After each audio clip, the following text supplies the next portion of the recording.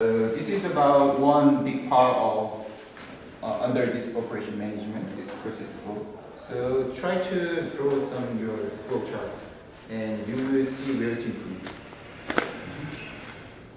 And the next one, this is also a big thing, and this is about demand forecast.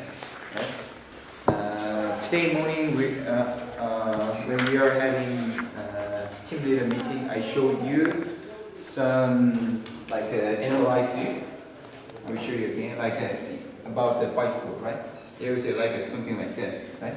And I draw some average number like this, and we assume that annually we will, by running our bicycle, by renting our bicycle, we got this number. This is the revenue, expected revenue, right?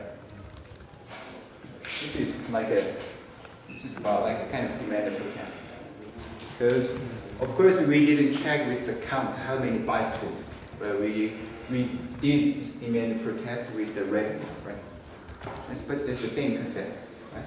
By looking your data for the 3 months, you can forecast for the annual revenue.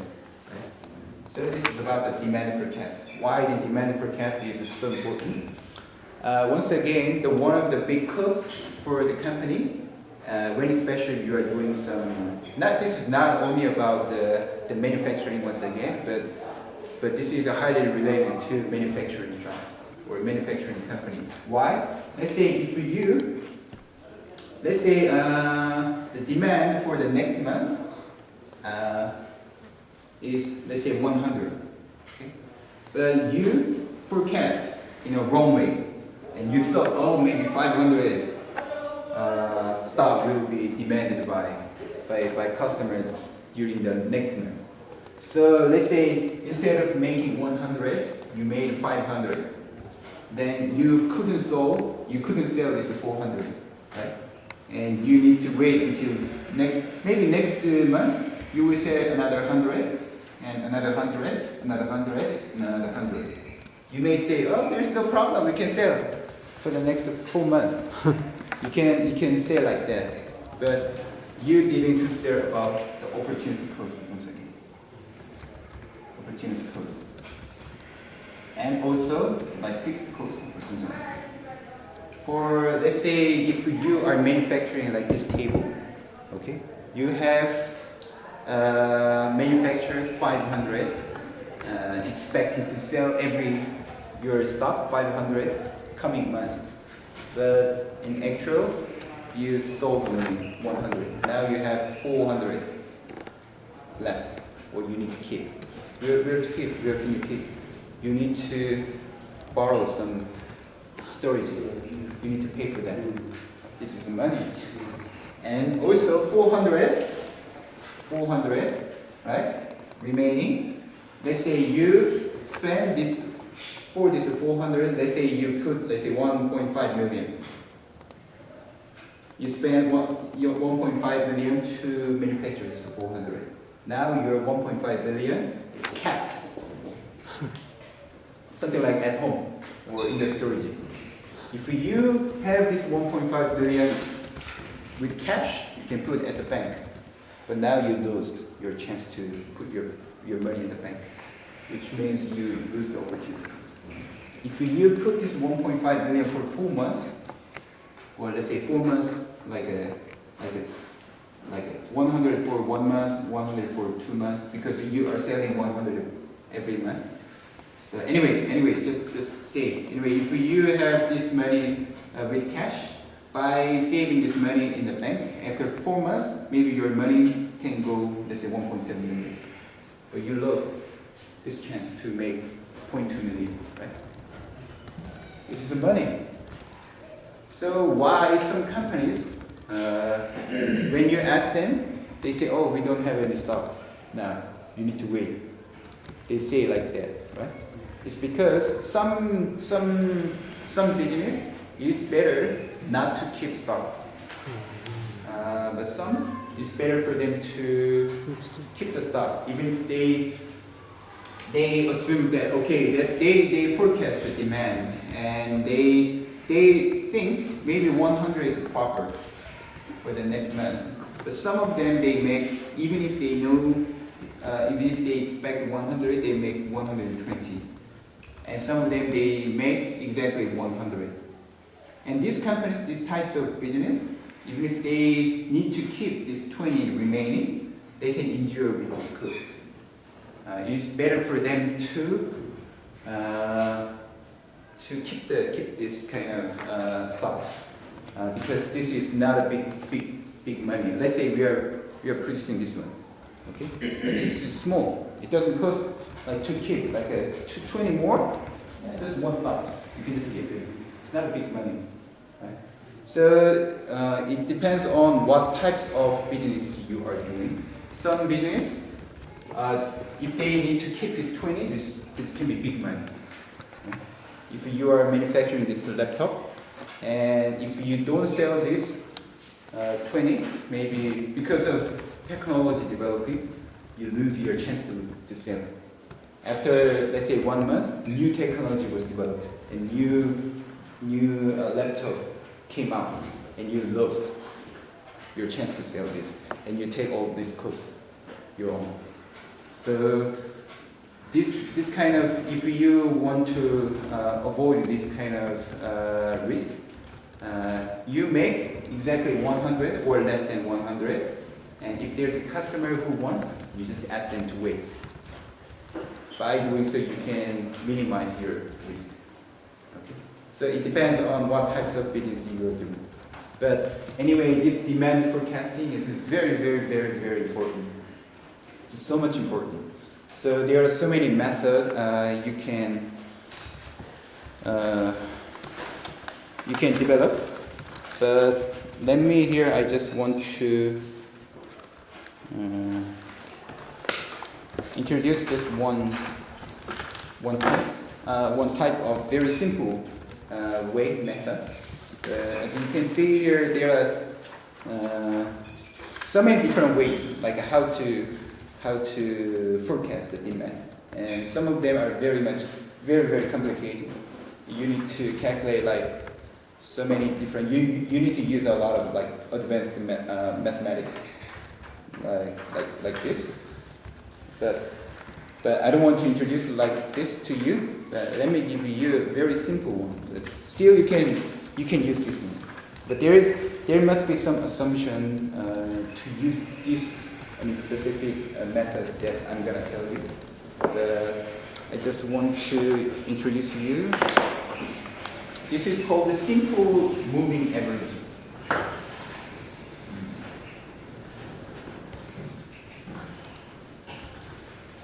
Under this, not this one. Under demand forecasting,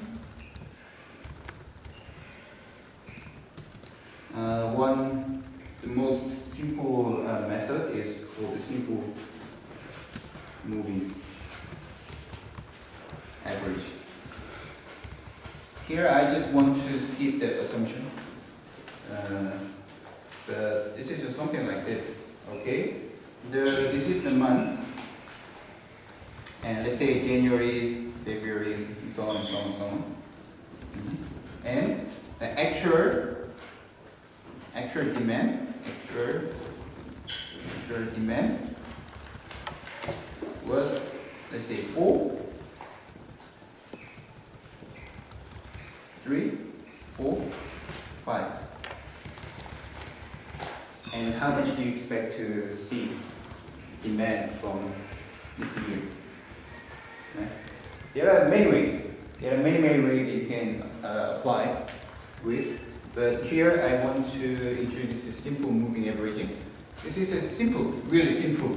How you do it is you make an average with the months. You can, it's your own choice to include 4 months. Let's say if I want to guess the demand with 4 months, how you do it? You just add all these 4 months, and then you divide by the number of months, which is 4. Right? You can also do with the recent 3 months. Okay, let's say 3, 4, 5, and divide by 3. Simple way. This is really simple. Okay. But there is a kind of trade-off. If you put like more number, more the month, maybe this one becomes like a smooth, like a, let's say this one is the January and this let's see. Something like that. Okay. And this is January, February, and this one is like March, April, and yeah, May, something like that. And if you take a small number, the expected number, because let's do this like this, and this one is the average is like here, right? This is the average of these two is here. Okay, and this one is fluctuating. It's a little hard for me to explain, but if you take the shorter period, the demand is like fluctuating like a lot. If it was here, but because of this one, the next demand forecast go down dramatically like this one, because of this one, and because of this one, you go slightly upper like that. If you take only 2 months, the recent 2 months, it's fluctuating like a lot. If you take only 2 months, but if you take, let's say 4 months, and you forecast it with 4 months, and this 4 months the forecast, the next one is like somewhere here, right? So if you take more months, it's not fluctuating like this. It's fluctuating really small, like this. But there is some assumption in when we need to use this one.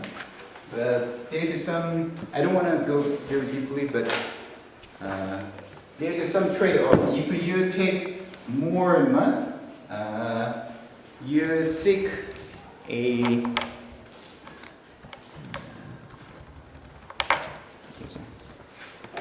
stability of a forecasting. So if you take more, then you think stability is more important.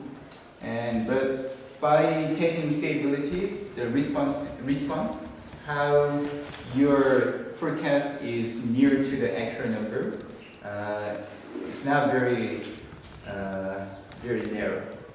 Like, which means your forecast doesn't respond well for the recent changes.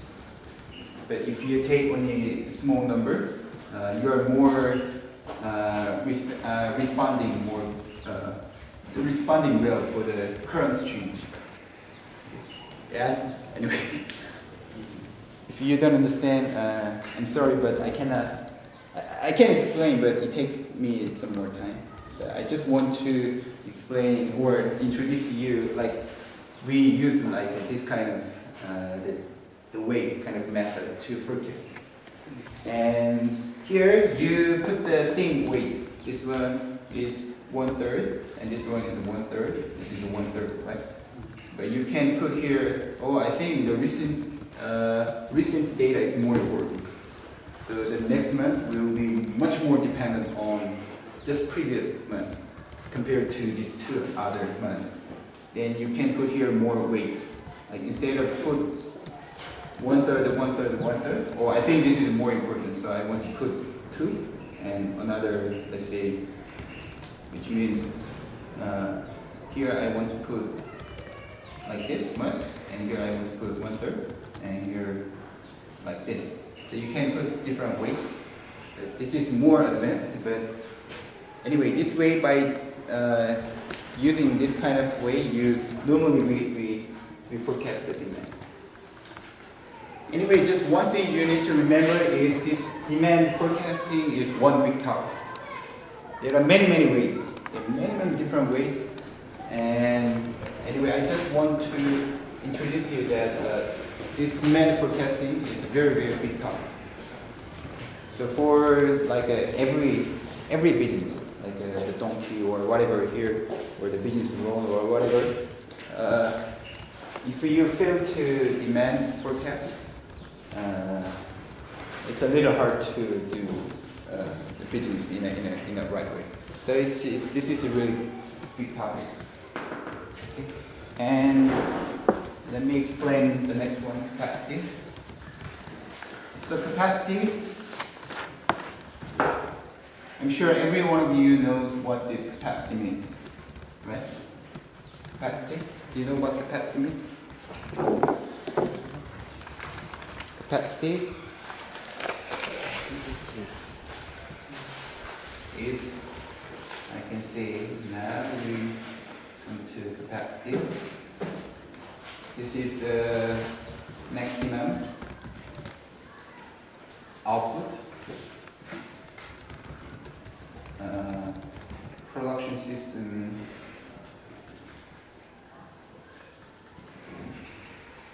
can provide.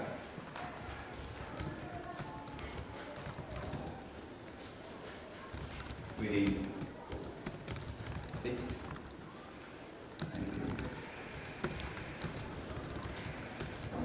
So in other words, your machine, how many kgs your milling machine can mill per hour? This is capacity.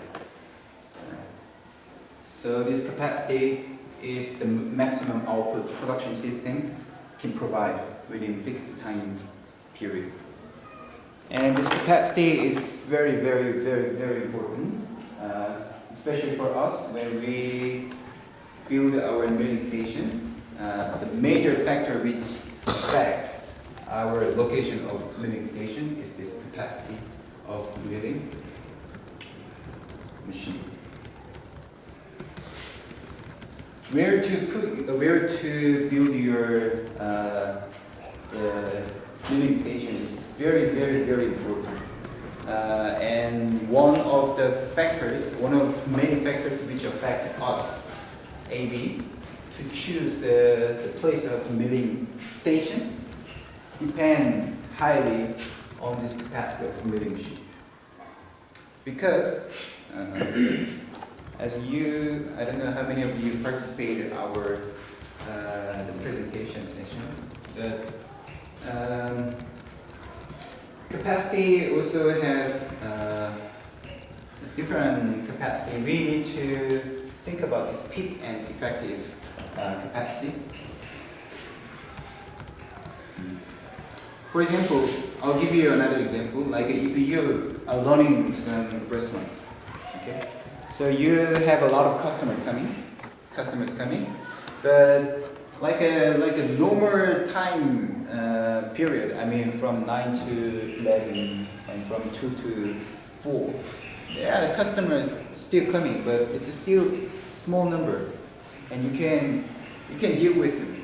If you have only 2 laborers, you can still manage to serve all this food they require, right? This is what we call like an effective capacity. So you can do it, but you need to think about peak time, lunchtime. During the lunchtime, you know that a lot of customers coming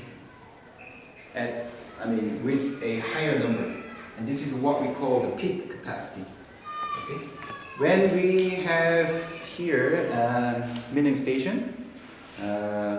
We know that how many customers are from this Gorilla cluster coming normally, and we can handle with that number of demand or customer demand, right? But let's say if we have a lot of order coming together at the same time, can we meet this capacity? Can we meet this demand or not? We need to think about this, and this is about peak. When you are running your restaurant, you need to think about this peak capacity. If you just keep or if you just put the same number of labor based on this effective capacity, maybe you will fail to meet their demand at this peak time, right? So at this time, maybe you hire 2 more guys only for 2 hours, right? Part-time job. So what was so much important for us when we decided this, the location of milling station is when we have this peak demand, not only from the cluster but also from outside. Can we meet this demand? So we want to see our peak capacity. When we have this peak capacity, we can distribute our two milling stations separately. If we don't think we can meet this peak capacity, we need to put them together. So where this capacity is really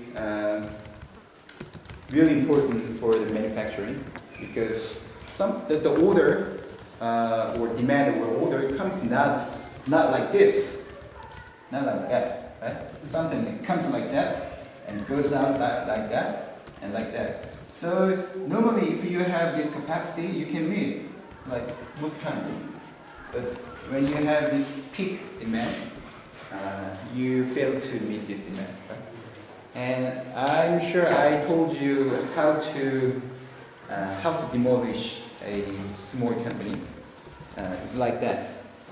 This is you need to be careful if you want to start your new business near to some competitor, big competitor.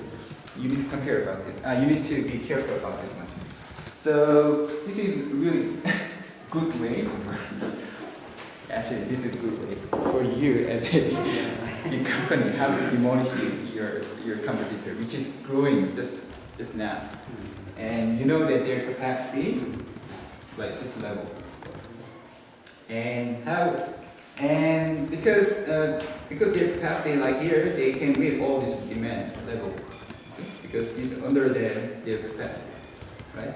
So how you can demolish them is you order them like this much. Oh, I want this much. Can you provide us like this much, which is above their capacity, but just slightly, and within, let's say, 2 weeks? Can you provide us 200 desks within 2 weeks? And they accept it. Oh yeah, sure, we can do it. Right? And they accept it. And you write the contract. If you fail to meet this demand, you pay us, let's say, 10 times more, because this is big business for us. You need to provide us within this time thing. And how they do it, they borrow some labor from others, and they get it, or they buy something from others, and they provide it. Oh, they met. They were successful to meet this demand. And later, you do it something like that, and then you do like that.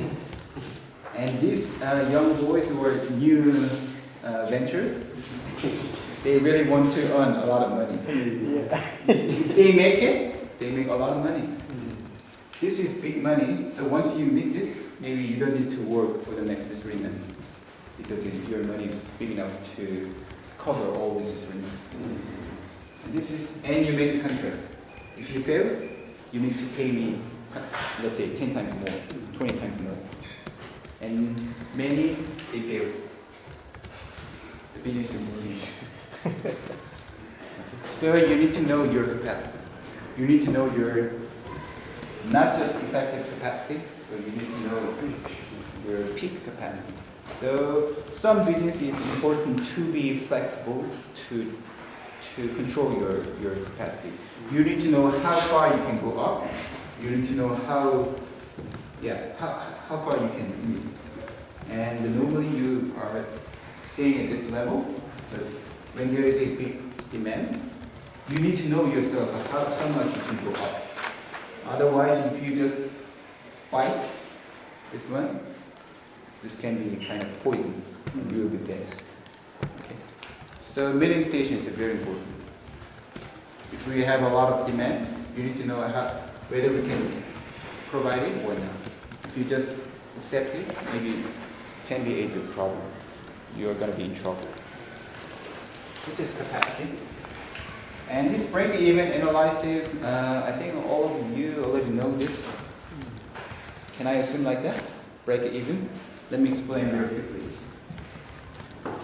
So let's say we, you know about this fixed cost and variable cost. Okay, let me give you an example. Okay, I'll give you an example with the main business. Okay, let's say we don't have any storage. We need to borrow. We need to rent from somebody else, and it costs us per month 10,000. Okay, and variable cost, which means we need to purchase the main before we sell it again, right? So per cage, let's say we spend 100,000 per cage, right? And we are selling, the selling price, let's say is 150. Okay. So if this is a variable. If we buy more, the cost is getting bigger, linear, right? And this one doesn't matter how many cages we buy. Anyway, we need to rent. Okay.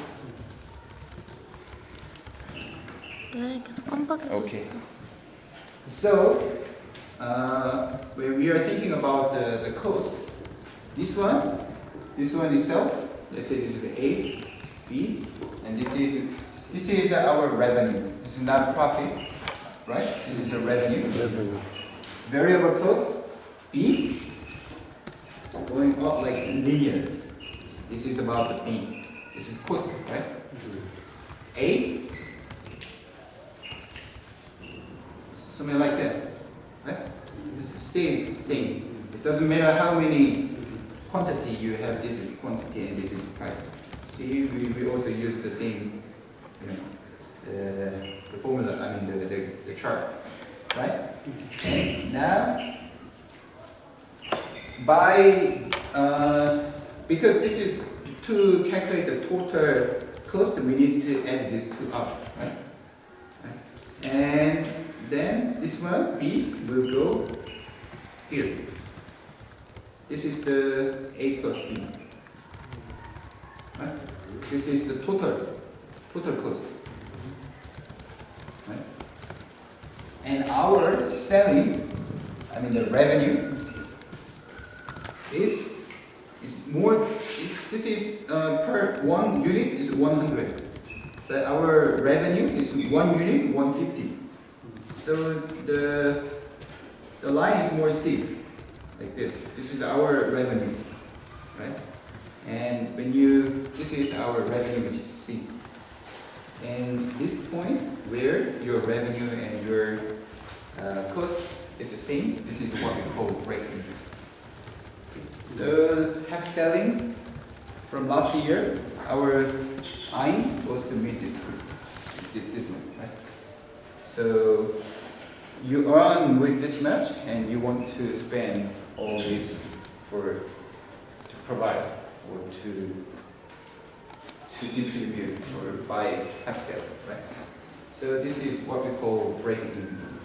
If your business is this point, maybe you better close your business, right? But you need to go beyond this point. Now this is the profit, right? And this is the money you're using. So this is what we call break-even point. Break-even analysis. To continue your business, you need to know where is break-even point and when it comes, and can you endure like this period? Because this period you are losing until you meet this break-even point. So you need to consider whether I can endure this. Let's say this is 3 years. Like some the honey cooperative in some other area, they are right. The area we visited some years, they are at this level. They are paying all their revenue for the construction, and they are still enduring this. They are in this phase, and they need another 2 years. They cannot make any profit until they finish paying all this money for the construction. And after they reaching this point, they will making profit. So if you want to do business, you need to calculate whether I can endure this period, and when it comes, and whether I can endure this one.